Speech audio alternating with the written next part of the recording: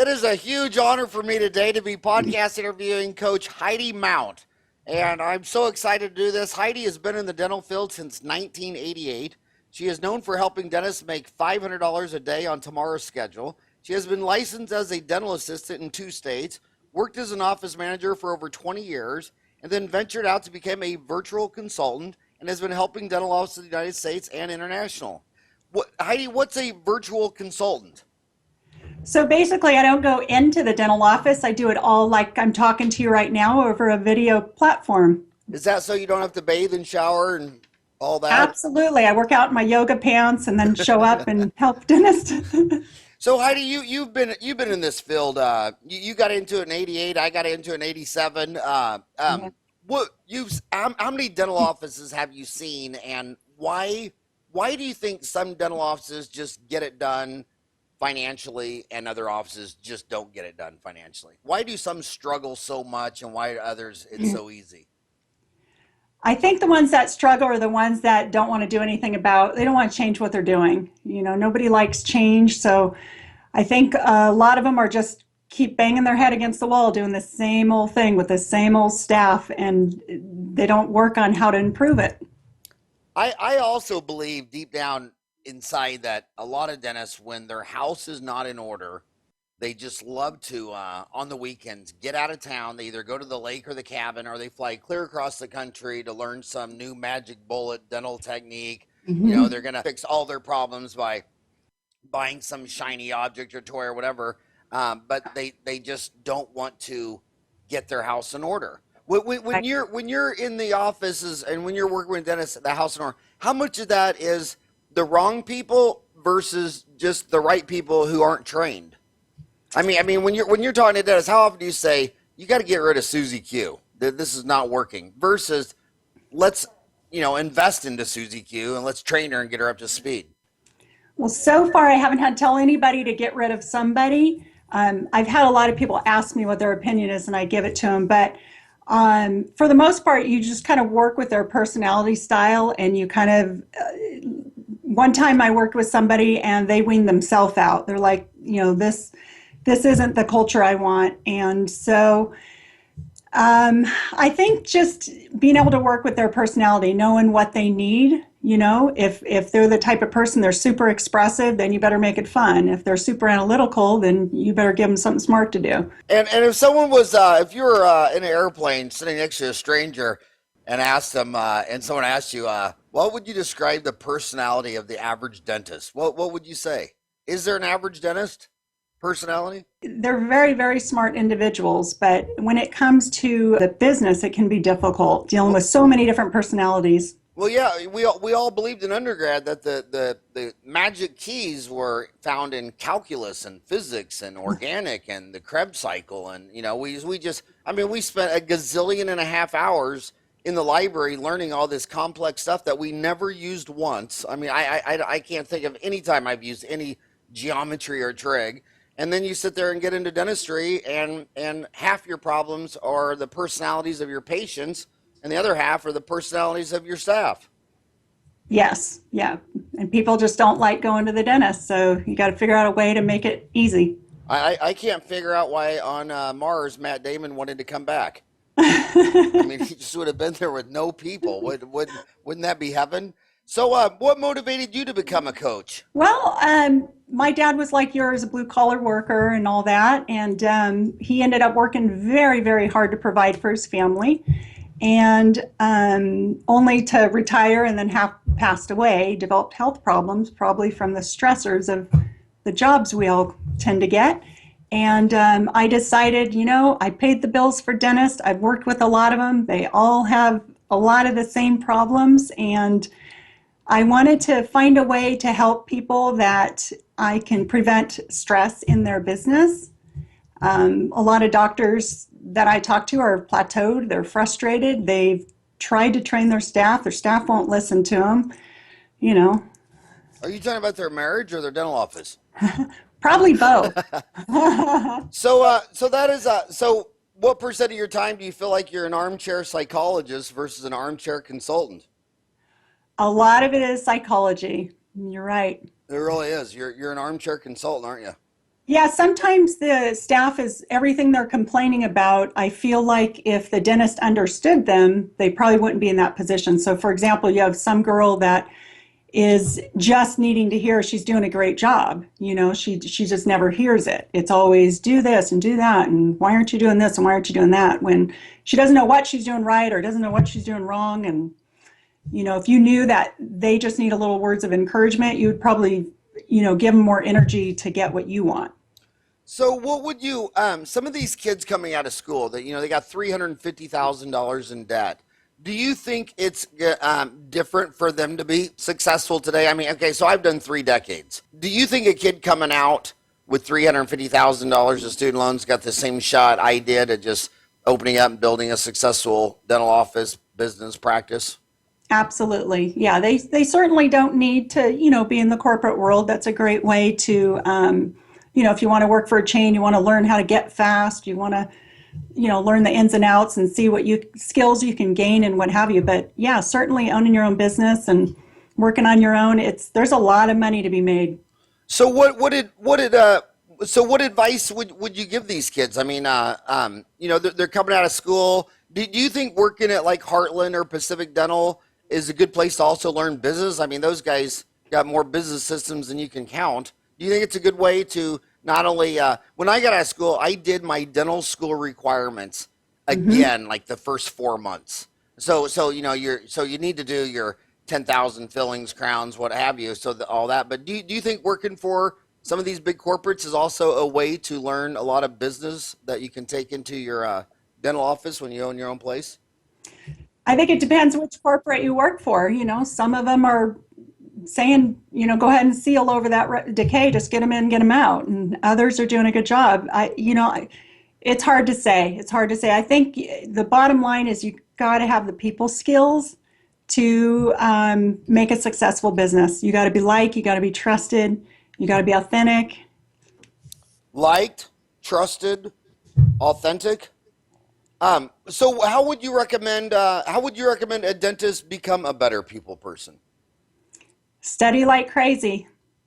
Study Yeah. like crazy. So, learning to ask questions, learning to listen, learning to, reiterate what you find out back to the patient. I think learning all the personality styles so you can relate to them better. I had a big breakthrough. My library right beside me. I have 1,000 textbooks that I've read since middle school, and I've never been able to read fiction. I've tried. I've got 4 pages into it, and it just seems like such an entire waste of time. And I always felt the same about fiction movies until one day I forgot how old I was. I think I was like 35 or 40. Hated Yeah. them all. Called them chick flicks. Waste of time. And then I realized, wow, these are HR movies. And so start watching these chick flicks and trying to see if you can understand human behavior from your staff, from your patients, and all that stuff. And once I had that, I reframed fiction from waste of time to this is business, man. You can better manage people by watching love stories and fiction and all these because humans are just so infinitely complex. You say, how did you realize there was more money to be made in a dental office, or that you could add appointments in a schedule and to be able to transfer that skill to dental offices? Yeah, so when I was working as a dental assistant or office manager, or whatever, I was realizing people were completed. The treatment plans were totally done. They were checked out, getting their next cleaning in. And then they were saying things to me like, wow, you have pretty teeth. I wish I had teeth like that. Or they'd say, when can I get this crown? When's it going to be covered by insurance so I can get this black line by my gums gone? And so there was just constantly questions that I'm thinking they need more, or they'd say, oh, I want my teeth bleached. I saw the orthodontist, but, it's 2 years in braces, and I didn't really find that, straightening out my front 4 crooked teeth would be worth it for 2 years and $6,000. And I'm like, you want your teeth whitened? What about, have you heard of, veneers? And so I'm like, we can just put on like a custom made contact lens right over. You'll have instant straight, instant white, whatever. And I just realized people wanted more. I always realize that one of the most exciting things for me for group practice, I hired my first associate right out of the gate just out of boredom. And I was so dumb, I wasn't smart enough to think, okay, you're a punk 24-year-old kid. You should get like a 64-year-old dentist and learn something. So I went Right. out and got a buddy that was my same age from the same school, Bob Savage from Creighton, just to have fun. But Yeah. I realized the one thing in group practice that if a dentist is going in for a recall, Uh-huh. it's a recall exam, and it's pretty much just check the cleaning and all that stuff. But if a different dentist had seen that didn't do the new patient exam went into a recall, it was more like a new patient exam. And so some of these people come in, and the first time they're seen, they get a crown and two fillings, or they talk about things like that. But then recall exams are just like 3-minute checks, and they never probe deeper. And it's tough to get to that recall exam mentality to go in there and look at a fresh mouth and say, do you love your smile? Have you ever thought Right. about straightening your teeth? Have you ever thought about replacing that partial with implants so that it doesn't come in and out of your mouth? I mean, it's just what advice would you give on that? There are so many places I've been that I wish they upsold me. They would have saved me so much time and hassle. Like my husband just got his glasses done. He comes home, he sees the optometrist, great place. I mean, they were like clockwork with their systems and everything. Got his Nike glasses, anti scratch, anti glare, all this bit. He's a fireman, right? So he's really busy. Well, he comes home and I'm like, well, did you get your contact lenses ordered with that? And he's all, no, they didn't offer me any. I'm like, how are you going to read your gauges when we scuba dive? Right? So, when you go to the Apple store and you buy a cell phone and they say, do you want a protective case with that? It's not being salesy, it's solving a problem that they might have. So I just feel like, just offer more. If you have sensitive teeth, offer the fluoride. If you don't want to wear partial denture, offer the implants or bridges. But I just feel like we get all this training and then the team doesn't even know we have it. So, like another example, I got my allergy shots at an ENT doctor.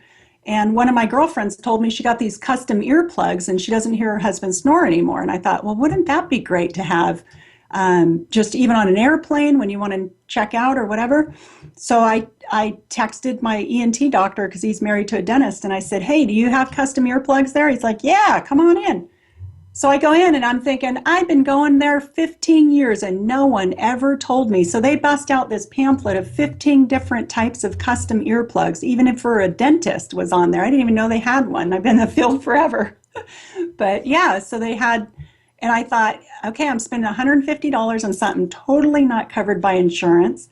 Didn't know they offered it. There's no, I know I don't need to see an audiologist. I hear fine. But I didn't know they had all these extras that I could have purchased. And I probably would have done it 15 years ago, you know? I think just if we're going to get all this education with the, same day machine crowned and blah, blah, blah, then you got to be bragging about it to your patients. And I think the best way to explain what you have to offer is to give patient examples. So you don't give their name, but you're like, oh my gosh, you would not believe this patient came in.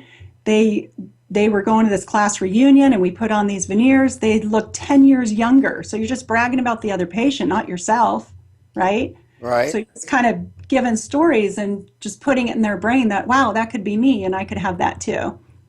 I tell people that when I bleach my teeth, almost no one will believe me that I'm 80 years old.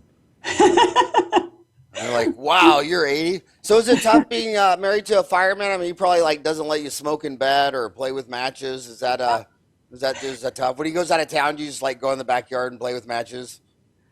No, but I'm glad I'm married to a fireman because I've had a lot of bad things happen. I had a stove blow out on me, like one of those wood stoves. I've had, when I was pregnant, I had an oven blow out on me. And then when I was 16 years old, I had an electric blanket catch on fire. So I knew I scored when I met a fireman. Wow, I feel guilty because when the batteries in my remote control went out, I replaced them with the batteries that had the fire detector. Oh, Smoke so detector. bad. I thought maybe that's not right, Ryan. Maybe we should fix that.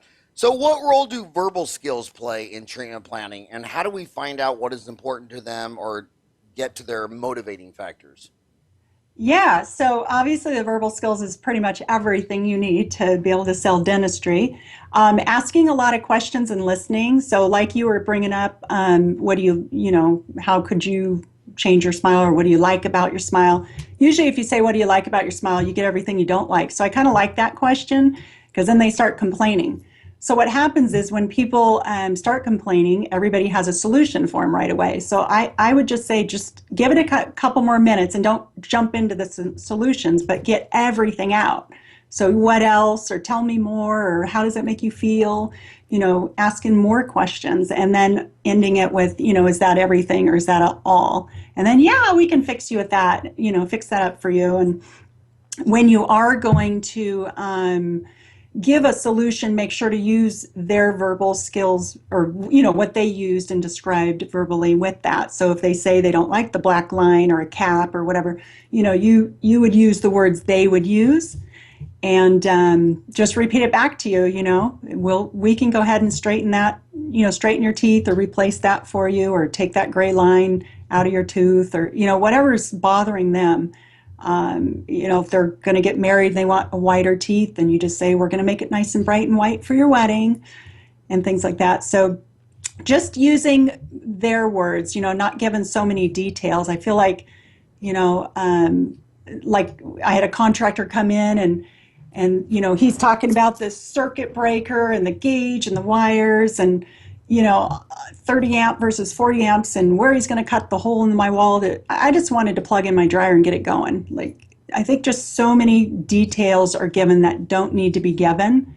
And I think another issue with the mistakes a lot of offices make is when the left hand doesn't talk to the right. The front desk answers the phone. Oh, I don't want to wear, partial denture like my mom had. And they never tell that to the back. So, of course, it's in one of their options versus just jumping right to a bridge or implant, or, something, or you just state it, like restate what they want. I understand, Mrs. Heidi, that you don't want to have a partial like your mom did. So, in order to do that, we should get to this bridge, or, just kind of use their words in when you're communicating with them so they know you heard, and then you're explaining it to the back office. Even if you're going to use an intraoral camera and you bust open that, picture up on the screen, then you're kind of queuing up the doctor before he walks in. I think those work really nice when they're excited about what, if you're just going to say, oh, Dr. Howard will come in and tell you how to fix that. They're already ready for the doctor to come in and give some solutions and things like that. So I think queuing up the doctor helps the doctor out a lot, because they know the staff isn't on commission. Heidi, that was that was the exact reason in 1999 that I went paperless with the charge. It wasn't to save trees or save papers. It was the fact that I would always, from 87 to 98, I would always tell them, when the patient is talking to you, you have to pull the chart and write down these notes. But the reality was, I had them. First, I had really long phone cords so they could reach all the charts, and I went to headsets so they can get the chart. And the bottom line, they just weren't pulling the charts of time and all that stuff. So I thought to myself, the only way I'm going to get them to pull the chart is to get rid of the chart and put it on their computer terminal for Yeah. notes like that. I also saw that with dentists who use electrosurge instead of packing cord. I'd say, well, do your patients have any post-op pain? They go, no, I don't hear anything, because the patient wouldn't come back for 2 weeks. But then I Mm-hmm. go to the front desk girls, and they'd say, oh my God, they call and ask when the pain's going to go away, and can they get Mm-hmm. some pain pills, or can they get a refill of the pain pills? And then there's doctor living in a cave thinking there's no post-operative pain because none of these notes were taken down. I have a problem whenever I tell a girl she should bleach her teeth. She always tells me I should lose 50 pounds. So am I saying that wrong? Yeah, I would use the word whitening, but I don't know. I think if you were to ask her a few questions, like how do you feel about how your mouth looks, or something else, your smile, Do you or like your smile? yeah, I think, yeah, probably don't want to go there. I heard on the news today that a girl stabbed her friend because she called her ugly. So now I think I'm going to be very, very careful around ugly girls, not to Yes. upset them. I think Yeah, you that's, don't want to get stabbed these days. yeah, I don't want to get stabbed in the dental office. What common mistakes do you see in a dental office where they are losing money out the back door? I think just not taking opportunities that are there. So, if let's say a family comes in and you see a 4-year-old kid sitting around or a friend, you're not offering them an appointment. So that 4-year-old should probably get started. So I think just looking around and looking for opportunities. So I just, look over to the 4-year-old or the parent, hey, we haven't seen little Susie Q here. You want to get her chart started and get seen for a happy visit? We'll give her a ride in the chair and make it a fun visit and blah, blah, blah. And then they're like, oh, yeah, I didn't know when to get them started or whatever. So we get them started and I just kind of explain, well, I don't want them to have, some jumping up and down and bust out their front tooth and that being the first experience at a dental office. I think we should have them have fun so they can see the fun visit so that, you're just looking, there's a kid or a friend or somebody in the room. You're like, who's your dentist? Because they're not going there. And then they're like, oh, I haven't found one yet, or I don't know, I haven't been to mine. 80% of the time of the people right in your office do not have a dentist. So I think, just making sure you take every opportunity. The UPS guy comes in, it's like, hey, you need some chapstick? Here you go. They're going to think of you first. But, a lot of it's just, do you have any sensitive teeth? And, they're 30 years old and they have root recession or whatever. You can offer them fluoride treatment to help with that. We encourage them to take it home take home fluoride and keep going that to help them with the root sensitivity. But I think just constantly just offering anything. If you see they have crooked teeth or, you can ask, do you have any meat that gets stuck anywhere, in your teeth? And then sometimes that you can make a restoration, whether fillings, crowns, or whatever, and make it a nice tight contact. But just kind of trying to find out their irritating things with their mouth so you can help fix them, fix it. A lot of times people are, they don't need anything, but maybe they're retiring in 2 or 3 or 4 years, then you might be able to talk about how to make sure they get through retirement before they're living on a fixed income or before their insurance is cutting off and, kind of pre-plan to get their mouth in gear for retirement.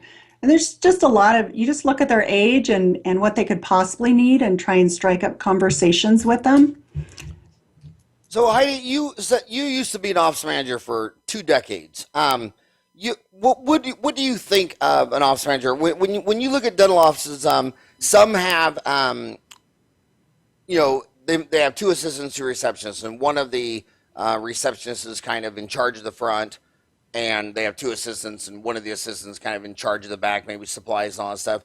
Other offices get an office manager. To be really in charge of the whole office. Do you think it's do you think dental offices that have an office manager do better and perform better and all that stuff, and the dentist makes more money despite having to pay for this extra position? Or do you think an office manager is overrated, not necessary, or does it depend? What are your views on to office manager or not? Especially nowadays, there's a big explosion group, the FADOM, where you get your fellowship in the American Academy of Dental Office Managers. Talk about dental office managers. You think that's a solution or not? I think what an office needs is a leader. And so it depends on the dentist, I would say. Everyone needs accountability, and they need to have a goal and they need to have accountability. So however that can happen, where, everyone's doing their job and they're accountable to it. And whether that means I'm filling the schedule or I'm making sure there's $5,000 scheduled today, or it means I'm making 20 recall calls and that keeps our schedule full. So obviously you have to know, the key metrics to get all that to happen. But as far as an office manager, you got to have somebody who leads and can see the big picture. Usually there's one person who can hear when the drill stopped and when I can see the patient and kind of keep the flow going. And I don't want to call it micromanage, but you're making sure everybody's doing their job. And I think the follow through with everything's very important. I remember even when everyone was done, I was reviewing charts and I was making sure all the I's were dotted and the T's were crossed. And then, post-op or bring them back for another appointment if needed, if something got missed. A lot of times there's an emergency patient that gets seen and you take care of them. They got their x-ray, they got their root canal, whatever. And out the door they go. Well, they never got in the recall system. So now they're lost. So I see that happen a lot too, where just patients are just lost. They get the one appointment. And so my philosophy is the purpose of an appointment is to make another appointment. I don't care if it's a year from now. Everyone should be in the schedule.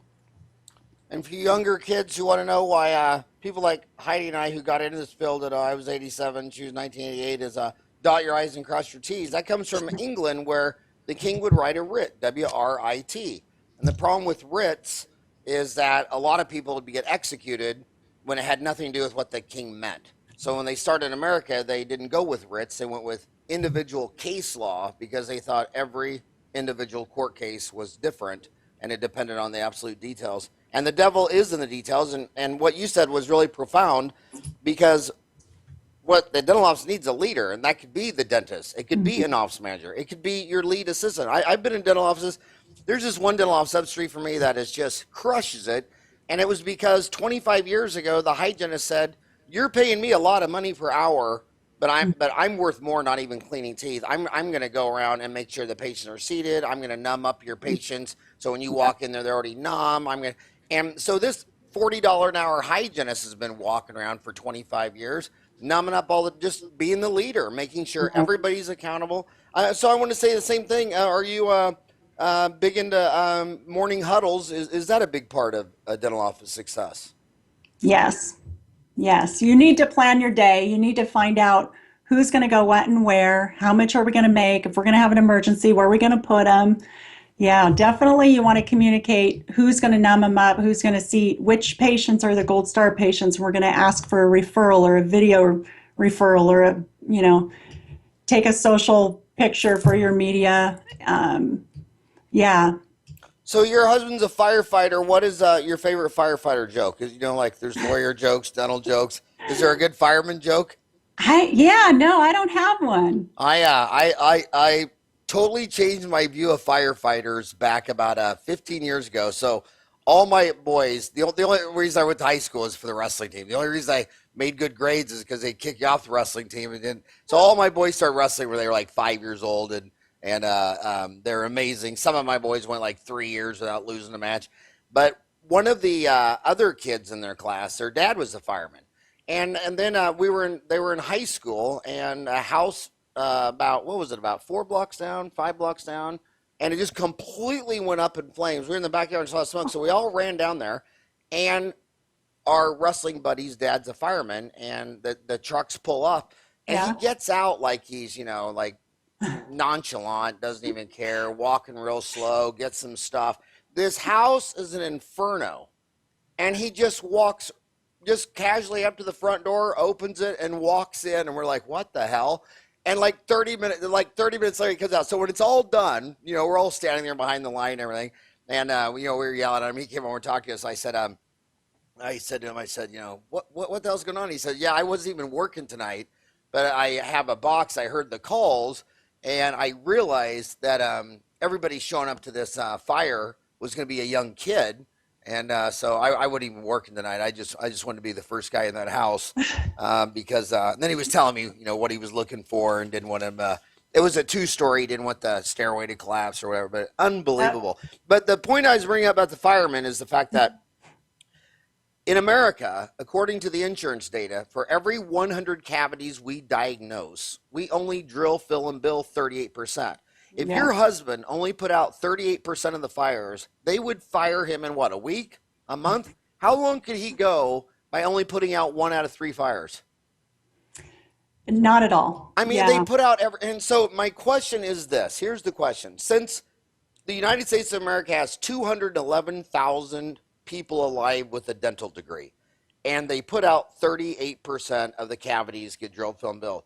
So since they don't put out 2 out of 3 cavities, do you recommend a treatment plan presenter or a treatment plan coordinator to present the treatment? Or do you think you would go back to that dentist who's only getting 1/3 of the cavities drilled, filled, and billed? And that's what bothers me the most about Dental Town. They'll talk till 3 in the morning about what bonding agent to use, what filling material to use. Now, big debates, amalgam versus composite. I'm like, why do you even care? You don't even treat 2/3 of them. I just wish you removed all the decay on everyone and filled them all with butter. You know what I mean? It would be far more better disease management just to remove the decay and have them walk out with a hole in their tooth than to only remove 1/3. So how could you get the dentist to go from 1/3 to 2/3? And that's also what I always seen. There'll be two offices in the same medical dental building. They both have the same number of patients, and one's doing 750,000 a year, and the other's doing $1.5 million a year. And the difference is because one person only gets 1/3 of his treatment plan scheduled, and the other person only gets 2/3. So even the best don't even do 1/3. So how can a dentist go from 1/3 of the cavities getting filled to 2/3? What advice would you give my homies on that? You know, you bring up a common thing too. So much of what we don't do, people don't want to sell. They're afraid the patients think they need a new car, blah, blah, blah. I have one doctor who's, he's like, well, I'm retiring and I don't want them to think so everybody has their excuses of why they don't diagnose and whatever. Or I've been doing this a long time and I know it'll last. And I'm like, how do you have the crystal ball to know when it's going to break? If this guy's a pilot, he doesn't want to take that risk of it breaking while he's traveling, or if you're retiring, they probably want you, the doctor who's been taking care of them for 20 years, to do the crown versus the new guy. So why not just say, I've been taking care of you 20 years, and I want to make sure to take care of you before I retire. I don't know why everybody's so afraid to diagnose or say, what needs to be done. But if you put an intraoral photo up there and they see a gray cusp, you don't need to wait for it to break. You can just say it's totally leaking. It's going to flake off one day. You can do it now, or you can wait for it to break and hope it doesn't break in the wrong way where I can still save the tooth. Well, I don't know. I always hear these dentists say they don't like to sell. And then I look at people who cover their mouth when they smile. No one's recommended bleaching, bonding veneers, Invisalign. I had a couple of my patients lose their marriage because I didn't sell them implants, or they told me years later that when they got their denture, they couldn't sleep with them in at night, and they couldn't take them out in front of their husband. So they were telling their husband, you're snoring, you can't sleep in my room. And then the husband was sleeping on the couch, and a couple of years of that, and then he left, and she was just crying, telling me how much she wished she would have kept her Oh, taking care of her teeth, and she'd still have her husband. And so then when I hear dentists say they don't like to sell dentistry, I always think, then get out. I mean, if you don't believe in what you're doing, leave. So I want to ask you about your husband, a fireman. Who sells the fire? Your husband hears there's a fire and he puts it out. Why does someone have to sell? It's a cavity, it's a broken, or your dental health is affecting your mental health. You're covering your mouth and you smile. You don't have self-esteem. So why? How do you get doctors to reframe selling to have some passion about your profession and tell everybody what you do with excitement? yeah, you just have to prevent issues, or that's why you're a preventative dentist. It's not to wait for it to be a problem. It's very easy to sell something when somebody breaks something or they're in pain. But the problem is when it gets to that point, it's usually too late. So we want to do it early on. It's not selling, you're solving a problem that they want. They come to you and they don't know what to do. Like, I have so many, there's this one client, they get hundreds of calls a day because they pay for all that advertising. And they call all these patients and get them in. And then the doctor's saying, well, go home and think about it. It's like, don't say that. They don't know what to even think about. Just tell them what they need, give them some options, tell them the risks, tell them the benefits, and what have you. And now, like 98% of the patients are all scheduling. So she's like, oh, I never thought about it like that. So I want to address another problem. There's a lot of dentists who have seen their overheads just keep creeping up higher and higher and higher. And I'll get emails from dentists say, my God, everybody says labor should be 25% and under, and that includes health insurance, 401k, everything. And my labor's, 32%, 35%. A lot of overhead creep up. What do you tell dentists? Or what's your solution to that? Well, the solution is to make more money. And, that's why I teach how to make $500 more a day on tomorrow's schedule, because it's so simple and it usually solves 90% of your problems. It doesn't have to do with doing anything shady or ripping things off, but being thorough about reviewing your charts, seeing if they have diabetes and things like that. The overhead will, or not, yeah, I mean, in general, the bills are going to be the biggest problem because insurance write-offs are getting bigger, and the net profits are going smaller, cost of living goes up. But people are still buying. So if you can, be offering everything you have to offer in your practice and have every single team member taking intraoral photos, reviewing things, asking questions, listening for answers, and offering solutions, it's pretty simple to go, oh, you have, a prom coming up or you have a class reunion coming up. Would you like to do anything different? Now's the time. Most patients are totally fine with that, and then financially, everybody's worried about the cost or whatever. I just flat out ask them, what's your budget? What can you afford? When you go buy a gift or you go buy a car, that's what the sales dude's saying is, how much can you afford? Because personally, I don't care what my car costs. I care what it costs per month. So I think in dentistry, it's the same way. If you know they can afford $200 a month, well, don't be offering them 18% here, and, you can put $2,000 down, and then you could do this, and you're offering all these numbers. They're so confused already from the treatment plan that if you were just say, oh, $200 a month, well, with this particular outside agency, you can do $3,000 worth of work and have it paid off in this amount of time, and you're just done. So I think just keeping it really, really simple. But yeah, I think offering more to every single patient, taking every opportunity. When you notice only 1 out of 5 of their family are in the dental chair, you probably should make sure the other 4 people either start being a patient there or get scheduled. So when you take every opportunity with every patient, you can add so much.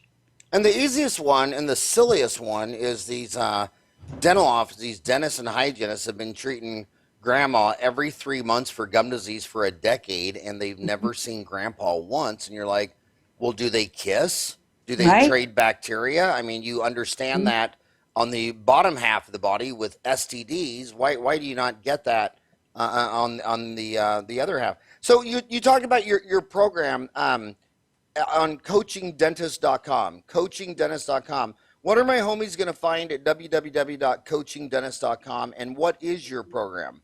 And what is also the difference between coachingdentist.com and join highperformancecultureprogram.com to keep them smiling? Is Okay. that your blog? No, actually, okay. It's 2 So websites. It's 2 different websites. it is. I just launched a program that I'm opening up, enrolling at this time called High Performance Culture Program. So if you just email me at Heidi, Heidi, at coachingdentist.com, and dentist is singular, so Heidi at coachingdentist.com, I can give you the link to it. But And basically, Ryan, we'll put it in the notes, the link too. We'll put it in the notes to the, okay? awesome. Yeah. So I'm going to teach 6 virtual classes, jam-packed with everything I know from how I sold 98% of all my treatment plans that I presented. Basically, there's so many staff members just clocking in and clocking out and just doing what's on the schedule that I wanted to teach them exactly kind of what we were talking about, how each employee needs to become a leader. So what I tell the dentist is there's no more entitlement mentality. I teach them ownership mentality. And then I tell the staff that if you do and can demonstrate what I teach you, you will be paid the highest in your field of what you're doing. So I teach them everything I had learned for the decades that I've been into it. I want people paid what they're worth, the dentist, the staff, the everything. And I kind of feel like when you develop a high performance culture in your practice, even your patients are wanting to apply at your office. It's just so fun and personal that they just love it because their office morale is up. They're working to the core values of the practice. They know their niche. They know how to market it without spending all this money on advertising. But the program is to keep the staff engaged. There's so many consultants out there that can come in and set up the systems, and then they're kind of left to, how do I maintain it all? So I wanted to get something that was quick, fun, and interactive, so the team was engaged with me. And then just mainly what I'm going over is how to get the patients to say yes to the treatment plans. And the best thing about the program is 100% money back guarantee. So if they don't see the investment back within 30 days, I just give them their money back, because everyone makes well over $500 more a day when they do this program. So I decided to open it up, and I'm going to start it June 15th, 2 Wednesdays a month during a lunch hour. They just sit and watch in a computer.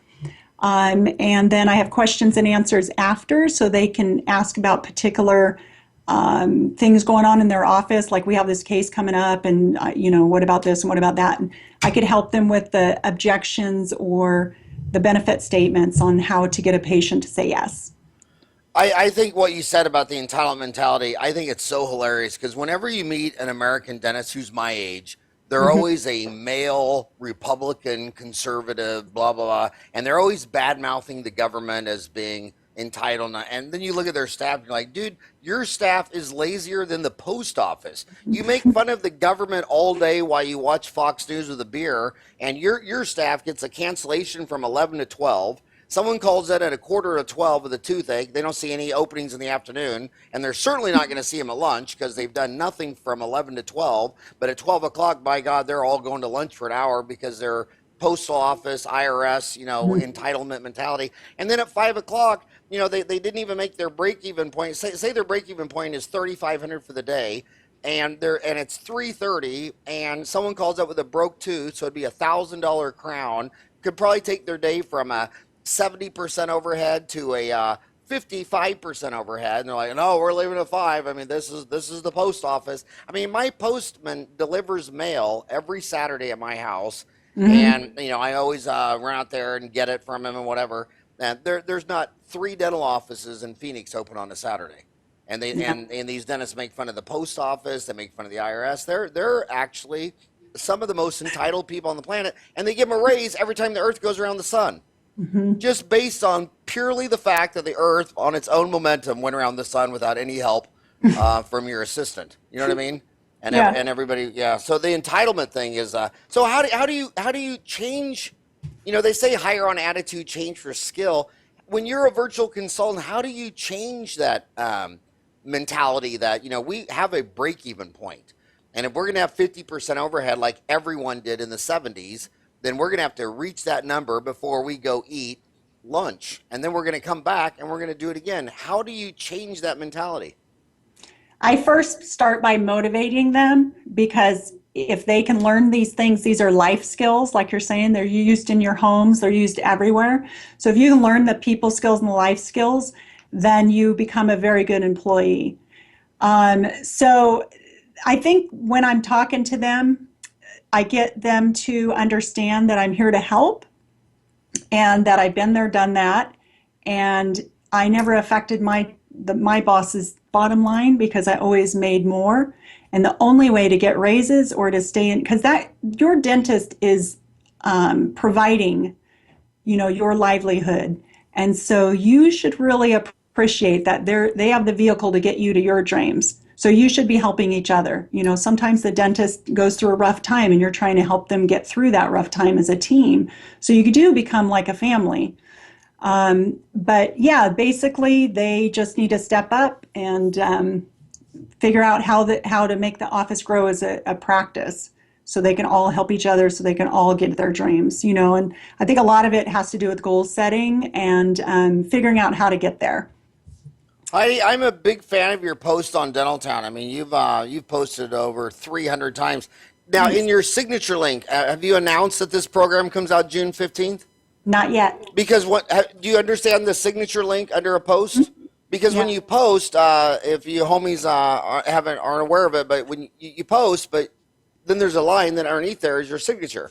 Yep. So if some of the biggest labs in America were built because the lab tech would be lab owner be giving advice on the Crown and Bridge lab, but then dentists would see the advice and they'd see underneath the signature, oh, this guy owns a lab. Here's his website, phone number, email. So I still think the best marketing in dentistry is um, when you share answers for free with questions on the message boards. But that video you have on your website, when you launch that program, you could even drop that video in the signature. I will be. I Yeah. wanted you to be the first to hear. Aw, you're so sweet. Let me. I have that playing. Um, so you said it's June 15th. Yep. Do you want us to release this June 15th, or do you want us to pre-release it? Have you talked to her about that? Yeah, we're going to pre-release it, and then I'm going to get started on June 15th. Okay, and you said it's 6 webinars. Yep, I'm going to do 2 Wednesdays during a lunch, 2 Wednesdays a month for 3 months. Two Yeah. Wednesdays. So each webinar is an hour for the lunch. Yep, and then I'll stay on for questions and answers. And And they're recorded, and they're recorded. Very, so they very get nice. a link. Mm-hmm. So you excited about this? Yeah, And yeah, it's going when to be you good. say you try to motivate staff, what type of violence do you use to motivate staff? You threaten them with firing. You hit them with a frying pan. You point a gun at them. How does a dentist motivate staff? You were saying at the very beginning that and I agree with that, that if you ever give anyone constructive criticism, the next 10 things got to be a compliment. You just can't always be writing people. And I've always thought it needs to be about 10 to 1. And I've always been surprised at some of my longest term staff who, they got to trust you, with their life, forever. I tell them, I've told all my staff that, what, I've never had a staff member that been with me over 5 years where I didn't think of them as a brother or a sister. Mhm. And, but you still, God, you just try to give them just a little bitty critique, like, when you did that, why don't next time we do that? And you can just see in their eyes, like, they're just like let down, like, I can't believe, that you had any feedback. So it's very delicate, isn't it? Yeah, I actually ran a survey on a website asking the employees what they wanted, and 99% of them just wanted compliments. And so I think complimenting them in front of other staff members or in front of the patients would probably make the biggest impact. Well, and it's different with the generations. Like I think, the greatest generation, all the retirements, they were that World War II mentality. So all their coaches and dental school deans were like an army general, yelling in your face. And then the Generation Xers got a little softer than the millennials are just. I mean, they all get a trophy if they just show up to the game. They don't even have to get out of the car. They just show up to the game with a Starbucks coffee and sit on the bench, and they'll get a first place trophy. It's really. I wonder if that's something that's going to swing back the other way. I mean, because I always tell people, if you want to understand leadership, quit reading books about leaders you never met or lived 100 years ago. Go back in your life. Who are the leaders that really touched you? Who, and that would, for me, that'd have been my dad and my wrestling coach. Hell, if I lost a match, when I walked off, my sweat was thrown at my face as hard as he can. And if the zipper was in front, it really hurt. I remember one time the zipper thing hit my front central, and that tooth for like 3 or 4 days was sensitive to hot and cold and all that stuff. But that really worked for me, and it worked for the whole team. But you just couldn't even do that today. I mean, I couldn't even imagine if a wrestling coach or the high school coach me threw the sweats at the guy's face from losing, he'd probably be fired. Yeah, my husband got a full ride for wrestling too. Is that right? Have Mhm. you ever pinned him once? No. Yeah, but you have an evil tool that's not fair, and that is they're still ticklish, right? Yeah. He had tape wrapped around his mouth when I think he was 5 years old, and a teacher taped his mouth shut. They couldn't do that anymore. I went to Catholic school. I got open hand slapped across the face at least once a year. And the funniest thing of my biggest high school memory, in fact, I shouldn't say this on a podcast because I might get back to Trujillo, but a priest picked him up and it went to slam against the door, but beside the door was a little like 2 foot pane of glass, by the door. and I don't know if his hand, his elbow, whatever, but when he slammed him against the door, that whole thing shattered. But God dang, it was discipline. It was just totally discipline, and now that's just looked at as violence and horrible. It's tough. I don't know what, but go back. So how do you? I'll specifically ask the question: how do you try to motivate staff to do more production, to bring down the overhead? Since we've switched from indemnity insurance to these PPOs with 35 to 40% write-offs, so a lot of these dental offices aren't even breaking even till 2:30 in the afternoon, and then they want to know why their overhead is 65%, and then the staff all wants to leave right at 5, and they start getting hissy if someone's going to stay over and, God forbid, do an MOD composite at the end of the day just to drive the overhead from 65% to 60%. How do you motivate that government healthcare mentality? Because in America, you can have a pizza delivered in 30 minutes. The only time I could leave right now on Memorial Day weekend and go buy a car, get pizza delivered, Chinese delivered, and my house caught on fire, your husband would show up. The only thing you couldn't get on this weekend would be an emergency toothache scene. Am I right? I mean, and the only times I ever find a line in the United States of America is when I'm dealing with the government or healthcare. You have to wait 3.5 hours to get in an emergency room. You don't have to wait 3.5 hours at Ruth's Chris Steakhouse. You don't have to wait 3.5 hours for a drink. You don't have to wait 3.5 hours for anything in life except healthcare and the government. I mean, just completely crazy. So how do you motivate and change healthcare and government in the United States where everyone has this mentality? Boy, I'm not sure how to change the government. As far as the entitlement mentality, you got to just hire the right people. I didn't grow up with entitlement attitude. My parents made me work and earn everything I had, and I think I appreciate it. I learned the value of a dollar really young. And I think even giving a staff member a dollar raise doesn't do much. What, it brings $150 a month home and taxes and whatever. It's not really, it doesn't really do a whole lot. But I think if you knew exactly what they wanted, like, their kid wants to go to karate school or something more specific where they're talking about exactly what you bought them, I think it would go over better than a raise. I did that with my 4 kids too. I didn't give them any money, and I was so proud of them. By 6th grade, they were all selling drugs. Yeah. Just very, very entrepreneurial. Is Ryan there?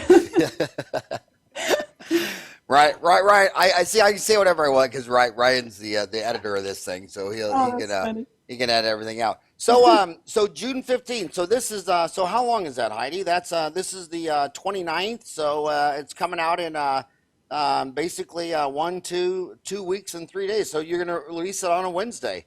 Yeah. I'm so excited for you, and the only thing I feel sorry about you and your industry is that the dentist won't blink at buying an $80,000 laser, a $100,000 3D X-ray machine, a $150,000 CAD/CAM machine, or flying all the way from here to Brazil to learn how to surgically place an implant. And they just never want to spend any money on a consultant because the problem with the dentist is everyone told them their whole life how smart they were. Oh, you got an A in math, an A in calculus, an A. So they just think they're so smart. And everyone told them they were so smart.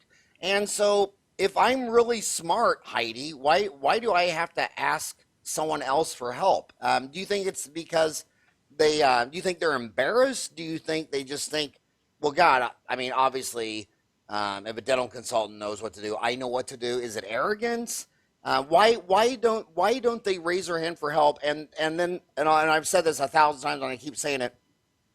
The dentists who are taking home 150 or less at age 40 to 50, they never used a consultant. And every dentist I know who's taking home 3, 4, 5, 600,000, by the time they're my age, I'll say, which consultants did you use? And they'll name like 6. And they'll go back and they'll say, well, this one taught me that, and this one taught me that. They're always thinking, man, God, if I can just take 20, 30, 50 grand and invest it in my office and take it from $1.4 million to $1.5 million, $1.6 million. I mean, and the most well-run offices I know of have used consultants. 20 out of the 40 years they were in existence. So why? So how do you try to reach the ones who need it the most won't buy it, and the ones who need it the least are going to line up at your door? How do we change that as a profession? Well, the ones that don't buy it are probably because they're afraid it won't work for them. And so making a 100% money back guarantee and only 3 months long, I'm like, it's a no brainer. It's as inexpensive as it gets. If you don't want to get your staff trained and figure out how to get patients say yes to their treatment plan and make $500 more a day, I can't help you. What if one of my homies listening, because everybody listening to you right now is commuting to work. That's why we do these an hour long, because everyone says they have an hour commute. And what's interesting is that you think an hour commute would be like in LA or Phoenix, but it seems like it's all rural. They say I live in a town of 3,000 and my office is 80 minutes away, and it's a town of 1,800. But they're on their commute to work. Can they call you, or do you prefer email, or Yep. I mean, my email's Heidi at coachingdentist.com. If they want to call and ask any questions, it's 503-550-6742. It's pretty easy to remember when you're in dental because it's 550 OSHA. Say the number again. It's what? 503 550 550 6742. 6742, and 6742 spells OSHA? I think so. Really? Did you do that on purpose, or No, that just happened? I've had the same number forever. Wow. Okay. Well, Heidi, it's an honor that on Memorial Day weekend, you would take an hour out of your life and spend it with me and Ryan. And I just, like I say, best of luck. I am a huge fan of yours. And I also love consultants from, I call Newburgh, Oregon, real world. I think another thing consultants, dentists are afraid of is that, if you're in some small town in Oklahoma or Ohio, and you hear all this fancy stuff going on with celebrity dentists in rich towns like Manhattan, or, just big money areas, you think, well, that's not going to work in Nebraska. But if it works in Oregon, it would pretty much work in 90% of all the towns, wouldn't you say? Yes. So I know what you're going to do the rest of the day, because isn't Oregon one of only 2 states that legalize marijuana? Yeah, What is it? Washington, Oregon, and Colorado? Colorado, I think, is where it started, wasn't it? Colorado's, I think, full legal. But isn't Oregon one too? Yeah. We have dispensaries everywhere. I hope it makes my value of my house go up. Really? Is there a lot of dispensaries? What are your thoughts on that? Do you think that was a good thing or a bad thing, or? Well, I thought texting and driving was bad and causing a lot of accidents. I can't imagine now stoned. I don't know. I don't really know. I imagine it's like alcohol. Some people can come home and have a beer, and some people have to get up in the morning and drink a beer for breakfast. So I'm sure it's going to be that. But I'm not sure about smoking and driving, because it seems like the potheads are the ones driving home at 12 miles an hour, and the whiskey drinkers are the ones that wrap their car around a tree. So I don't know. I know one thing. I know in Colorado. Is selling so much weed, their average house price has gone up 5% more than the national average. But I love the data in The Economist. The marijuana cartels in Central and South America and Mexico are plummeting. Huh. So we're definitely taking, which is a good thing. I mean, it's American substance abuse shouldn't make all the governments south of our border corrupt from narco money. So I just think the best thing about it is take the money out of the narco travelers, and so there'll be less corruption from Mexico to Peru, Yeah. But well, hey, tell your husband thanks for putting his life on the line every day. That's amazing. Yeah. That's unbelievable. And Heidi, I hope that coaching dentists, I hope your program takes off, and I hope lots of dentists that are struggling. Just remember one thing. If you're passionate about wanting to place implants and to get a laser and CAD CAM and all that stuff, that's awesome. That is so awesome. But remember, you got to get your house in order. And your house in order if you're a restaurant, your house in order has nothing to do with whether you sell lasagna or chicken or apple pie. Business is business. get your house in order. And I wish a prerequisite for anybody buying $100,000 toy, like anything, is that they first had to spend half that money on a consultant so that they could buy it in cash. But when you sit there and have no money and you're stressed out and you have to lease all these things for 7 years and you think that's the magic bullet that's going to turn your office around, you just couldn't be more wrong. And Heidi, how many of these successful offices have you seen where they don't do any of the fancy toys? They don't place implants, they don't have a CBCT, they don't have a CAD cam, they don't have a laser. They just have a damn good business. Yep, probably 95%. I know, but the everybody, all the clutter going on at the conventions, no one realized that every time I meet a dentist grossing $1.5 million, taking home $450, all they have is just recall fillings and crowns. They don't have any toys, any initials behind their name, nothing. They just have their house in order. So Heidi, can you help them get their house in order? You bet. I've got somebody on paper chart still. All right, let's do it. Thank you, Heidi, for your time. Thank you so much. Have a nice weekend.